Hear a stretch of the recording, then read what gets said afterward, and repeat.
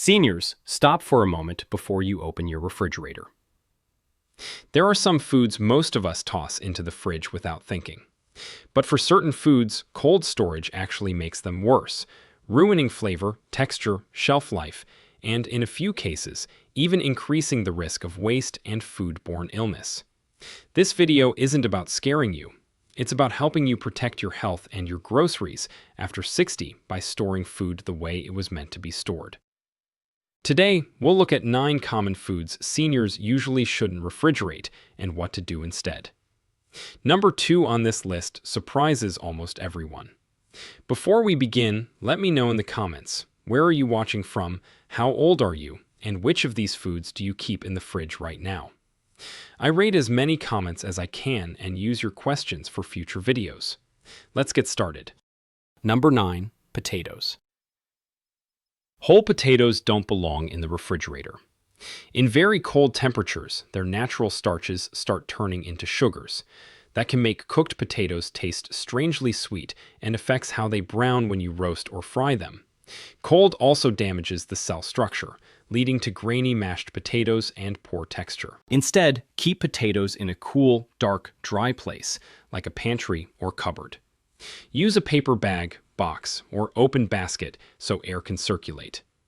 Keep them away from light, which can cause green spots, and store them away from onions, because the gases they release can make each other spoil faster. Number 8. Bread.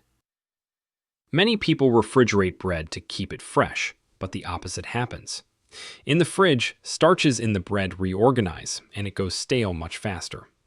Within a few days, it can become dry, hard, and flavorless. For softer bread, store it at room temperature in a bread box, paper bag, or cloth bag, and eat it within about 3 to 5 days. If you can't finish a loaf in that time, slice it and freeze it. Toast slices straight from the freezer, and they'll taste much closer to fresh than refrigerated bread ever does. Number 7. Honey. Honey is one of the few foods that does not need refrigeration. It's naturally low in moisture and has properties that prevent most bacteria from growing. In the fridge, honey tends to crystallize quickly, becoming thick and grainy.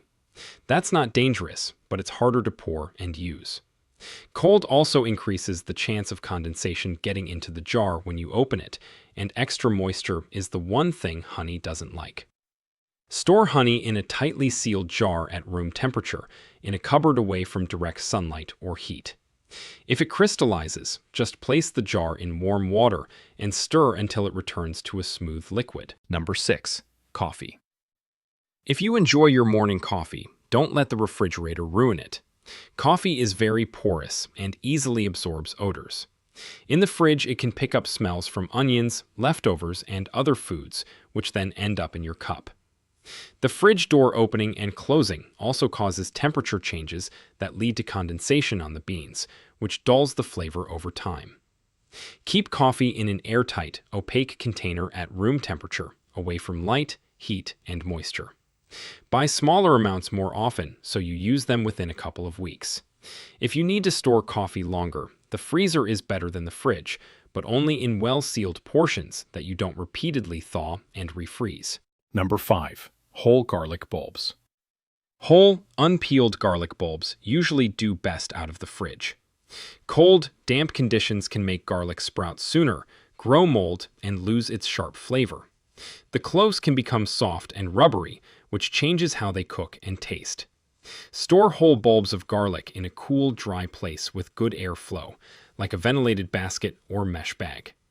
Keep them away from moisture and direct sunlight. Stored properly, a whole head of garlic can last several weeks or even months. However, once garlic is peeled, chopped, or mixed with oil, the rules change.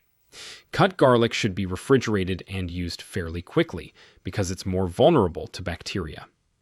So, whole bulbs at room temperature, peeled or minced garlic in the fridge. Number 4. Bananas. Bananas are tropical fruits, and their peels don't handle cold very well. Putting green or just ripe bananas in the fridge often leads to blackened skins and a mushier texture inside. The flavor can become flat instead of sweet and fragrant. For best quality, keep bananas at room temperature, away from direct sun.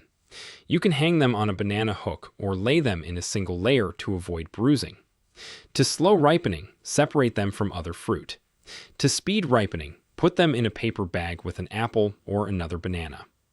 Once bananas reach your preferred ripeness, you can refrigerate them for a day or two. The skin will darken, but the inside is usually still fine. Or you can peel and freeze them for smoothies and baking. Number 3. Whole onions. Whole onions generally don't like the refrigerator either. The high humidity can encourage mold and soft spots, and the cold can turn their starches into sugars, making them too sweet and changing how they cook. For better flavor and texture, keep whole, unpeeled onions in a cool, dry, well-ventilated place, similar to potatoes but stored separately. Use mesh bags, baskets, or even clean pantyhose so air can circulate. Avoid plastic bags, which trap moisture. Once you cut an onion, it's different. Sliced or chopped onions should be refrigerated in a sealed container and used within a few days for both safety and quality. Number 2. Tomatoes. Tomatoes are one of the most common fridge mistakes. Cold temperatures dull their flavor and aroma and can damage their texture. After a few days in the fridge, tomatoes often taste bland and feel mealy instead of juicy. Where possible, keep whole tomatoes at room temperature, away from direct sunlight. Place them stem side down on a plate or in a shallow bowl. Use ripe tomatoes within a few days. If tomatoes are getting too soft and you can't eat them in time, it's better to cook them into a sauce, soup, or stew, then refrigerate or freeze that cooked dish, rather than storing raw tomatoes in the fridge for a long period. Number 1. Unripe avocados. Many seniors eat avocados for their healthy fats and fiber, but unripe avocados should not go straight into the refrigerator. Cold temperatures slow or even stop the ripening process, and the fruit may never soften correctly. You end up with rubbery or stringy avocados that don't mash well and don't taste as rich. For best results, keep unripe avocados at room temperature on the counter until they give slightly when you press them gently. To speed ripening, place them in a paper bag with a banana or apple for a day or two. Once an avocado is ripe, you can eat it within a day or so, or store the whole ripe fruit in the fridge for up to 2 or 3 days to slow further ripening. For cut avocados, food safety comes first. Keep the pit in, brush the cut surface with lemon or lime juice, cover it tightly, and refrigerate it.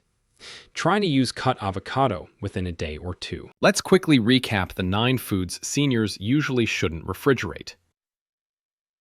Potatoes, store in a cool, dark, dry place, not the fridge. Bread, room temperature or freezer. The fridge makes it stale. Honey, sealed jar in a cupboard.